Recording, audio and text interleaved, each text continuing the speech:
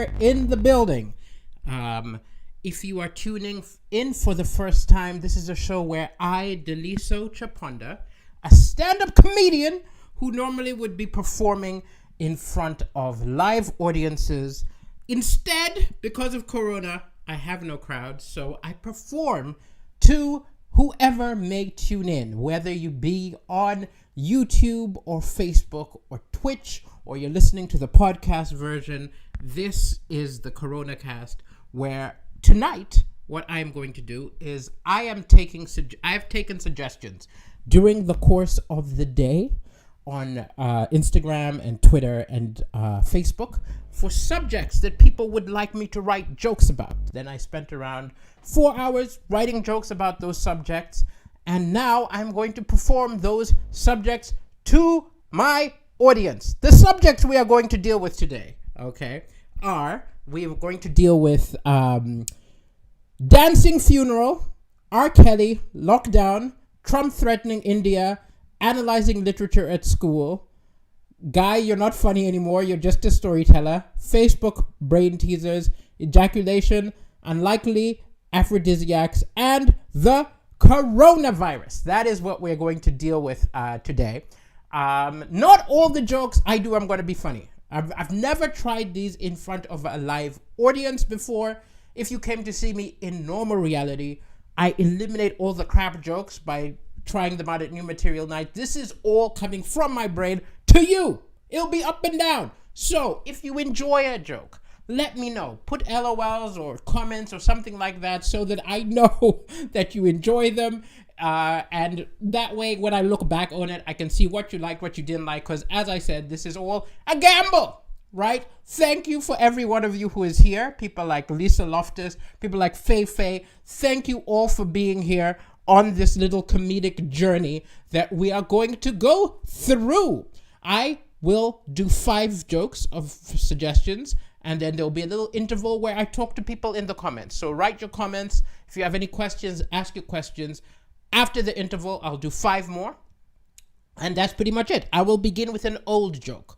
Part of the reason I begin with an old joke is comedy has a rhythm. And without a live audience, it's hard for me to get into the comedy rhythm. So I do an old joke just to get myself in. Also, to make sure you laugh at least once if all my written jokes are all bad. So we're going to begin with an old joke, which is actually a true story about going to a school reunion. Now, I don't know if any of you have gone to a school reunion, right? I got to tell you, only go back to a school reunion if you are successful, because they are like playing top trumps. Everybody is walking around saying, hey, what's your job? Oh, this is my job. Oh, this is your wife. This is my wife. It's so competitive. It's so shallow. But I've got to say that I started to have a bit of a thrill whenever I came across people who had bullied me, who were failures. Oh, it felt so good. Oh, I'm not proud of it, but I would walk up to you there. Oh, hi, how are you doing? Oh, unemployed. Good luck with that. Oh, it was so petty, but it felt so good. Until it blew up in my face, right? Because I was enjoying how all the bullies were doing badly. And then I spoke to one of them, Bart, and he's got cancer. And I was like, whoa. I'm vindictive. I'm not that vindictive. And I realized there's a line, isn't there? No matter how horrible someone was for you, there's only so bad you wish for them. And I think the line is this. You don't want them on chemo. You just want them on Jerry Springer. So that's my old joke. I'll tell you one funny thing about that joke. I actually changed the talk show depending on where I am in the world. So in the UK, I used to use Jeremy Kyle. In America, I use Jerry Springer. I changed it, but there's always usually a talk show which the people who are on it, you would be ashamed to be one of them. But let's get started to the actual topics. Hello to all the people who are in the room. Hello to Adam Thomas. Hello to Ibiniam watching in El Paso, Texas. Amazing. Hello from Ethiopia, Abdella. I love how all people from all around the world are watching. That is one amazing thing about COVID, as much as it's a horrible thing. It is kind of bringing us all together. Okay, so let us begin. The first suggestion was a suggestion by at Pedro Reporter wanted a joke about dancing funeral, right? And I thought this was odd. I was like, what? I have to make a joke about dancing at a funeral? And I Googled it. And Pedro, thank you so much for this suggestion. There is a video which I did not know existed, which any of you who's looking for a good time, when you're done watching this, you should go check out, people. There is a video in Ghana. There are a group of people who are dancing pallbearers, right? So they will carry you to your resting place, but they will bust a move while doing it, right? They're doing synchronized moves. They're like tossing the coffin, spinning around, catching the coffin. They legit are jazzing up funerals, and all around, all the funeral people are dancing too. And I was like, when I go out, that's how I want to go out, right?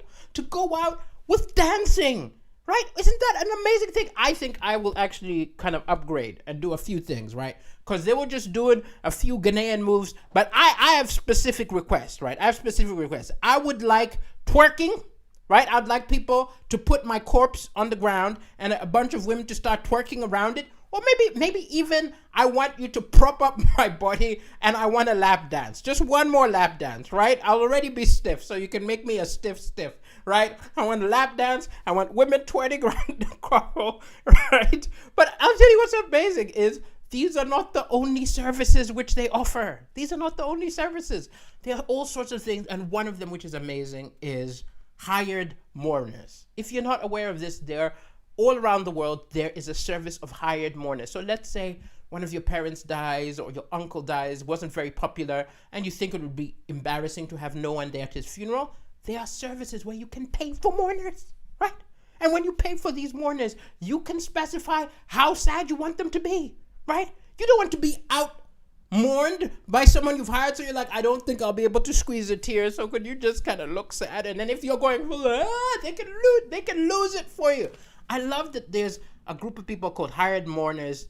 The word for it is actually moirologists. They've got a scientific name, right? So I got into a little bit of an internet hole, Googling stuff, finding out more stuff. And then I found out that in the UK where I live, there is rentamourner.co.uk, right? A British mourner company. And I went over, right? You can check if you want. I went to their website, and tragically, they said that after much deliberation, we have decided to close. So the mourner company is dead. Well, in their honor, I would just like to say, rentamourner.co.uk. We'll miss you so much. And I will never be so. That is both me weeping their loss, and just in case COVID wipes out all stand-up comedy, it's also my audition tape for a job as a mourner. Okay, boom. Let's keep going. Next was a suggestion from @Jason40, who wanted a joke about R. Kelly. Now, R. Kelly is currently in prison, waiting for trial. It's a crazy thing. He's not been found guilty, but he's in prison until he gets put on trial. The US has 20,000 people in this situation where they're waiting to be on trial, and they're in prison. Wouldn't you wait for trial outside the prison? But anyway, that's a whole different matter. None of it's funny. So let's instead discuss R. Kelly, right? R. Kelly. He's a fool. He is on trial for sleeping with underage women. And he showed up to his first hearing with 2 young women. Right now, yes, they were legal, but they were just barely legal. That's not how you prove that you're innocent in people's lives. He should have shown up with 2 7-year-old girls. He should have found the oldest women he could and said, hey, you just be my girlfriend. You don't want people to think you're into young women if you're being on trial for... He's an idiot, right? And the only thing that I think, ladies and gentlemen, is of all the songs that R. Kelly produced, I think the greatest thing he ever produced was called Trapped in the Closet. If any of you have not watched Trapped in the Closet, take a look at it, right? Take a look at it, because I can tell you this is such a masterpiece that I feel that when he's found guilty, because I'm pretty sure he's guilty, he should be put in prison, but instead of having to work in the prison laundry or whatever, he should have to make another 33 chapters of Trapped in a Closet. Just as a little taster, this is one line of the lyrics, and he's singing this, right? And it's a story he's telling. And not only is there a man in the cabinet, but this man is a midget. This man is a midget. Who writes out his lyrics? And of course, the lady is called Bridget, because he could only rhyme Bridget with midget. Anyway, check out Trapped in the Closet. That's my joke about R. Kelly. Next, we have got a suggestion from at Paul5386, who wanted a joke about lockdown. Now, lockdown has come up many times in the Coronacast comedy show. This is actually episode 27. Can you believe we've been doing this 27 times? But either way, I'm not going to retread old steps. So I tried to find something new about lockdowns, and some of you may have already experienced this. A lot of people are having strange dreams during lockdown, right? Loads of strange dreams. People are dreaming very vivid things. People are having very vivid dreams, and maybe it's because their lives now are so monotonous and boring. Your brain is trying to defend yourself and giving you excitement in your dreams. And I've been having this too, because I now have got, I had a really strange dream. I've decided to quit comedy and become a belly dancer. Boom! That was like a pun on the word dream. You thought I was talking about a sleep dream. I was talking about a dream, an aspiration. Now look, I gotta tell you, puns in comedy clubs either get laughter or they get a groan. I don't know if it got laughter or a groan of agony from you. So in the comments, put laughter or groan so I know which one it elicited. Because puns are a kind of joke which either works or just make people shake their heads. Let us move on. Next, at Thou Art Ugly. I think his name is at Thou Art Ugly. He wanted me to talk about Trump being angry with India. Now look, Trump gets suggested to me every day. This could be the Talk About Trump show. So I only talk about Trump when it's something new, when it's something interesting. And this one is interesting because Trump was angry with India. Because because India is the #1 producer of hydrochloroquine, which is a drug which possibly helps with corona symptoms, but it's not been proved. Doctors are trying it on some cases, but it's not officially what you should take. So anyway, either way, he believes in it. He wants it. India is like, rationing it out to different parts of the world. Some of it they're not. Either way, he wanted more than they were supplying him, and he threatened them. Right? He threatened them, and he said something like, what's this? If you don't send me these, there's gonna be retaliation. Okay? Now, I didn't even realize how often he's threatened people in the last few weeks, right? So these are all the people who Trump has threatened in the last few weeks.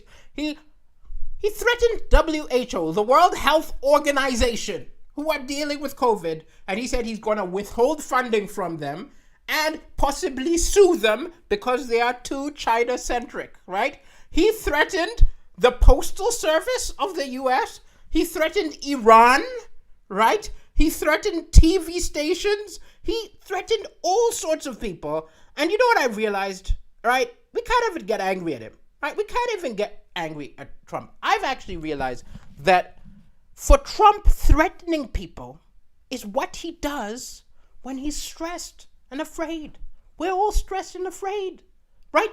When I'm stressed and afraid, I watch Netflix and I read a book.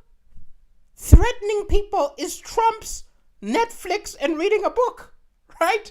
When I'm stressed, I call my mom. Threatening people is Trump's calling his mom. I think he's actually just calling for help and he just needs a hug. I hope he never watches this joke or he'll threaten me too. Final one of this section was at Penis Updates? No, it's your name?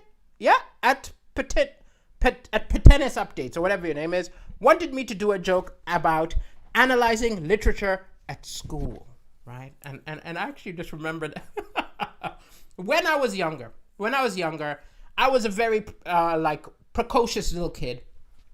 And I remember when we were studying literature, I always used to feel that people are talking nonsense. Because in studying literature in classes, students are trying to guess what the author felt, what the author wanted, right? And it was always nonsense. Half the time, they would find something really thin, and they would say, oh, that's what they meant. Oh, they mentioned the year 1945. Clearly, this is an allegory of the Second World War. There were so many thin things that used to drive me crazy. And I'd be like, why can't it just be a story? Why are you trying to make... The writer was trying to do so many things. And then I had enough.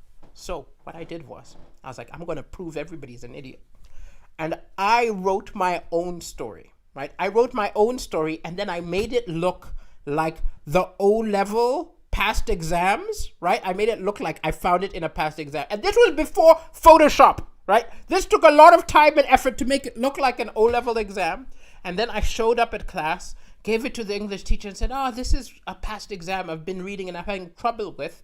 Could you pass it around and we could all analyze it? And I had put all the little red herrings. The year 1945. I had put, like, you know, someone talking about their mum so they could find Freud and stuff. I put all the red herrings. And then I sat there ready to giggle as everyone went down wrong passages.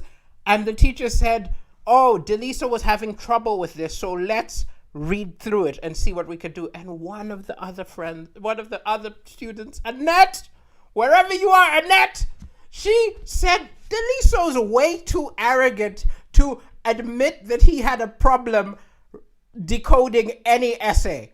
He wrote this himself. It all fell apart because I am too arrogant. That amuses me, maybe because it's a funny memory. I hope you enjoyed it at Tennis Updates. Now let us go to the interval and see what we have got in the chat room. Hello, people. Hello, people. Here we go. Okay. What's this? Emma Roberts, Chloe Justin. Emma Roberts, Chris Lighted, Blue WKD. Hi, you clearly watched my BGT audition and liked the WKD joke. Lovely to have you here in the audience. Okay, who else do we have here? Prakavyech Pro. I did a Trump joke. I hope you enjoyed the Trump joke. Let us keep going. Oh, good, Eggy Noggy. Glad you are laughing. Abdella, glad you are laughing. I want them to be dancing on my coffin too. Lisa Loftus, you want them dancing with Wham. I want dancing with Rihanna. Let's keep going.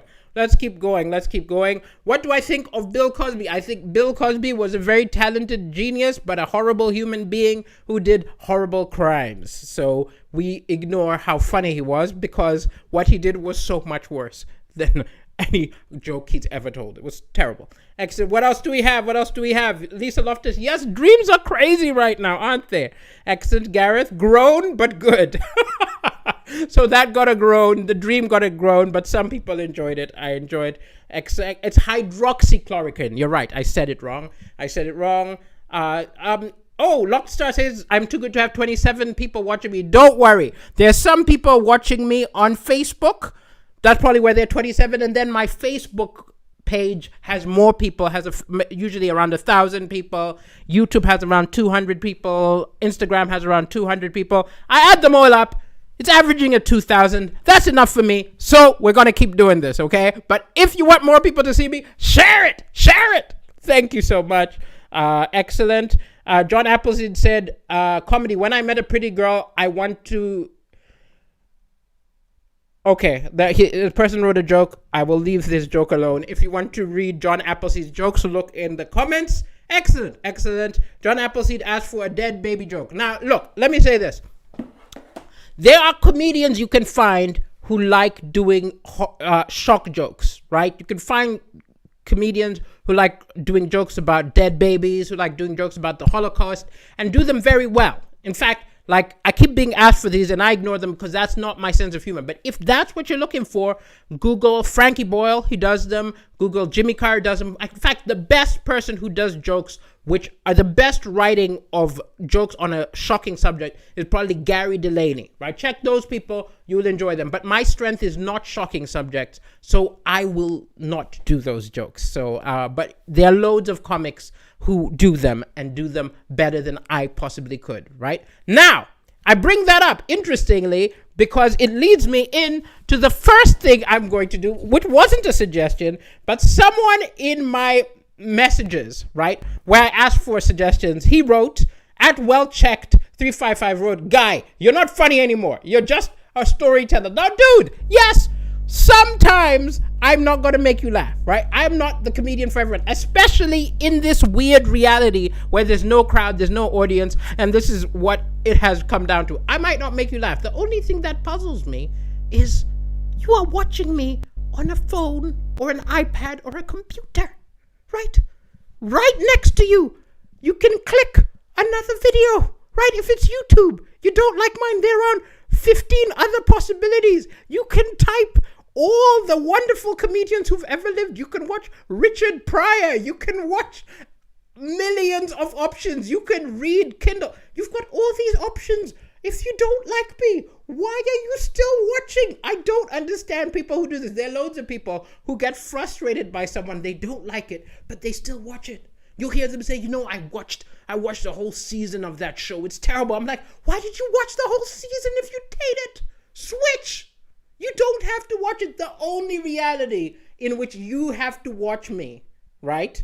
Well, check 35. The only reason you have to watch me is maybe if you're like my mother. Well, check 355. Are you secretly my mom? Is that why you are watching all of my jokes even though you don't enjoy them? Dude, find something else. There's so much, especially in COVID. Don't waste your time with someone who doesn't make you laugh, right? Okay, let us move on. The next one. And also he said, I'm just a storyteller. I love stories. I am a storyteller. Okay, let's keep going. At Martin Slant wanted a joke about all the brain teasers which we get on Facebook. Now, I'm sure a lot of you have had these too. It's usually something like images. It's like apple image plus orange equals 17. Then 2 apple plus 3 orange equals 21. And then orange plus apple orange equals what? I'm sure you've all got these, right? They keep coming up, and Martin was very frustrated because he said it's making you feel stupid, as if we have to waste our time on this while we are in isolation. So actually, I've got a plan. I've got an idea. They need to, on the next brain teasers, they need to make them COVID related, make them Corona related, right? Wouldn't you imagine if it was, instead of apple and orange, it was toilet paper plus 3 sanitizer equals 7, right? Paracetamol plus toilet paper plus sanitizer equals 12. Then what does 3 toilet paper plus 2 sanitizer equal? And the answer, of course, is 0, because in 3 minutes, all of them will be gone from the shelves and there'll be nothing left. They should do things like that. They should do things like, there'll be like 3 people have to cross a river. 1 has coronavirus. Only 2 people can cross the river at the same time. If you are one of the 3, how do you not get coronavirus, right? And the answer is, of course, push the others in the water, grab the boat for yourself, and cross the river. Okay, let's keep going. At AJ Shaggy? At Adam Thomas. Very odd. Oh, sorry, they're in the wrong order. At Adam Thomas wanted a joke about ejaculation. Now, this is a very potentially dirty subject, but I actually think I'll use it as an opportunity to let women know something and let people know something that they don't even know. All men have multiple personality disorder, right? You know, when there's like 2 of you in the same body, every single man on the planet has multiple personality disorder, because we've got 2 personalities. There's one personality who is us before having sex. This is the person we are most of the times of our days, right? And this person we're like the reverse Incredible Hulk. This person is angry. This person is selfish. This person would do anything to get sex. This person is an idiot, right? This person will make bad decisions to get sex. They will cheat on someone. They will pay for sex. They will do all kinds of stupid things. This is their one personality. And then our other personality, right, is the personality we are after sex. And it's a different human being, right? And generally, the post-ejaculation person is a wonderful human being, right? They can do math, right? They're geniuses. They could solve the world's problems, right? They could discover how to do cold fusion. These people are geniuses. Also, men after sex, the perfect gentleman, loving, caring. In fact, every woman, if you could be with the person men are after sex, you would be so happy because they're so considerate and so patient. The only problem is this person we are after sex only lasts for around 30 minutes. And after 30 minutes, we want sex again. So we are only that perfect person for 30 minutes, and the rest of the time pre-ejaculation, we're dicks. Okay, let's keep going. At AJ Shaggy wanted a joke about unlikely aphrodisiacs. Now, if you're not aware of this term, an aphrodisiac is something which you give somebody so that you can have sex with them. Now, I'm not talking about in like a Bill Cosby kind of way. No. That is drugging a person. Aphrodisiacs is something that will get them in the mood, right? So it's something like, oysters are, some people say they're aphrodisiacs. It's food which supposedly gets people going, gets people in the mood. But there are lots of unlikely aphrodisiacs, right? There are lots of myths and legends and cultures of things that are aphrodisiacs. So in South America, one of the things they told women, if they want men to be in the mood and they want the man to marry them and never leave them, when you bake bread, what you do is you bake bread, but you knead it between your thighs instead of with your arms. And then when you bake it, when the man eats it, he's going to fall for you. He's going to fall in love with you. That's an interesting way of looking at it, right? Another one, piranha soup. Piranha soup was one of these things. I guess you have to catch the man eating fish, eat them. It'll get people. I don't know whether you feed it to the person you want to have sex with or you eat it and you become like a piranha and you could get sex, but that's another one, right? There's one of them which I can't believe this is, I'm not making this up. This is an actual suggested aphrodisiac. Baboon urine. Yes. What you're meant to do is you're meant to take the baboon urine, mix it with soil, and sprinkle it on your vagina, ladies, right? And men will want you desperately. No. How did anyone find out that this happened? That's what I want to know.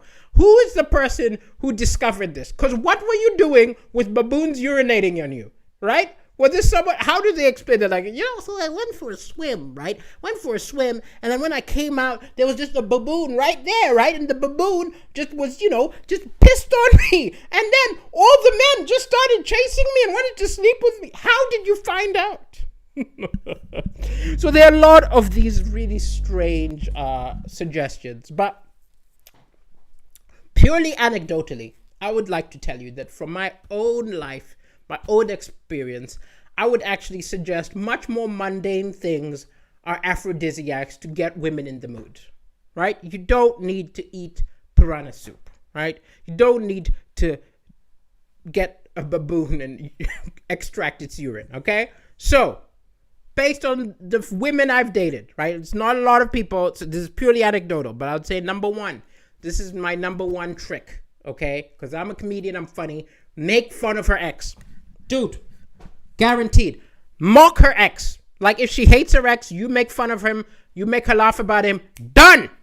Number one, okay? Number two, pay her rent. I can tell you, paying someone's rent very much makes them like you, but the only problem is, I'll tell you the truth, this works around twice, right? Works around 2 months in a row, and then they start to take it for granted and start to expect it, and it no longer gets them in the mood, okay? Right?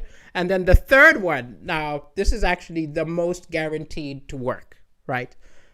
Pay attention to everything she says. Listen to everything she says, right? Turn off your phone. Pay attention to what she's saying, everything she says. And I know a lot of guys are like, wait, what? I have to pay attention to everything she says. I have to listen to her, pay attention to her. Screw that. I don't need sex that much. But those are the aphrodisiacs that work. And finally, my friends, we're going to have one more. Before I do the last one, let me take one more look at the comments. And also, let me say that if you enjoyed my show, I used to ask for money. I've stopped asking for money, right? Because I've got savings. What I've asked you is go to my website. If you enjoyed this show, go to africancomedian.com. join the mailing list, because when Corona is over, and don't worry, it's going to end. It may take a while, but we're going to be back to life as normal. I'm going to do a tour. I'm going to tour the world. And when I tour the world, I'll tell you I'm coming to see you. I won't send you anything else. I won't send you any spam, but I will tell you when I'm on tour, when I'm going to be near you. AfricanComedian.com. Please join the mailing list. You'd have to scroll to the bottom of the page. But here we go. Before we do the last joke, one more look at the comments. Okay. Thank you, Jack Ad. Good to have you listening from Sudan. Lovely to have you here. Excellent. Adam Thomas says, if I had to do any other job other than comedy, what would I do? I would write. In fact, I am writing a novel right now, which will hopefully be done before Corona is over. It'll take me another 3 weeks or so to finish. But if it wasn't fiction, I would become a reporter. My skill is to write. That is what I was put on the planet to do. So I would do that in some respect. Okay, what else do we have? Shout out to Little Diablo in the house. Okay, what else do we have? Here we go. I am a funny man enjoying life, Marcy Rapisadra. Lovely. Thank you. You love my comedy. I'm glad you're enjoying it. Silvio Madueke, what foreign accent do I do best? I do not do any foreign accents. I am not a comedian with a gift for voices. But if you want a comedian with a gift for voices, I recommend check out Sugar Sammy. He's absolutely brilliant at that. I think that would be probably my best suggestion of who you should check out. He's brilliant. Excellent. Good. That is it. And Joseph Ndembo, I will take the quatches. I'll take the quatches if you are offering them.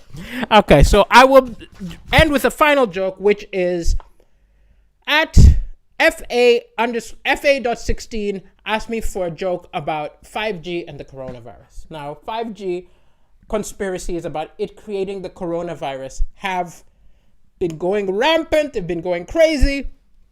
And I just have a little bit of a sympathy, not for the 5G people, but for once Corona is over, the poor person who is going to have to pitch 6G, right? Because there's always a new number with technology. You know how you've got the iPhone 7, then there's the iPhone 8, then there's the iPhone 9. There's Samsung 8, Samsung 9. The numbers always go up. So there was 1G, 2G, 3G, 4G, 5G. Once all of this is done, someone is going to have to go to a boardroom and say, okay, so I think it's time for 6G. There's no way that he's going to get it through. They're going to be like, wait, everyone thinks 5G creates corona, and you think we're going to agree to 6G? And like, G just means generation. Change the name, okay? We're going to H. It's number 1H now, okay?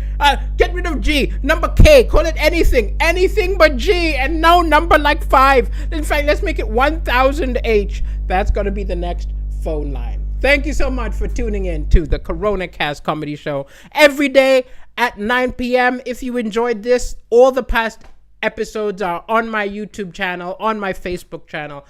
Please enjoy them and come back tomorrow. This has been Daliso Chaponda. Peace.